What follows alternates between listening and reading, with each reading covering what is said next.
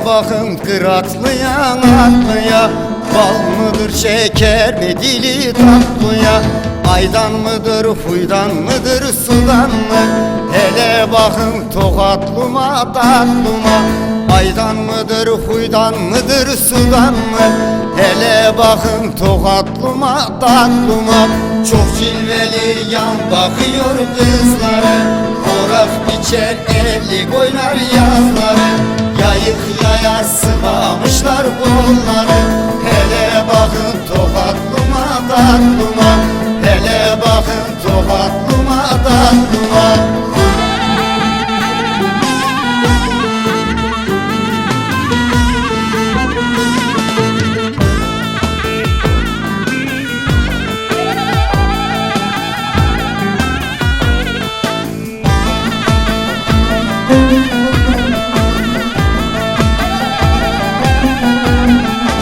Karamuğa benzer kara gözleri, yanağında gamzeleri gülleri, suya gider kınalamış elleri. Hele bakın tokatlıma tatlıma, suya gider kınalamış elleri. Hele bakın tokatlıma tatlıma.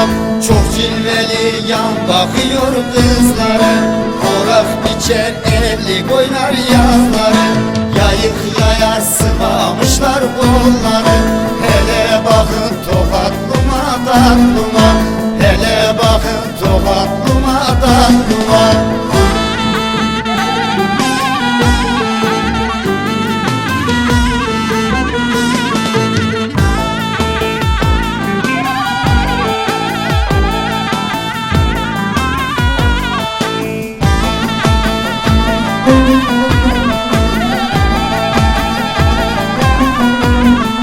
Sürme çekmiş kaşlarını boyamış, 15'inde sineleri uyanmış, o incecik bele kuşak bağlamış.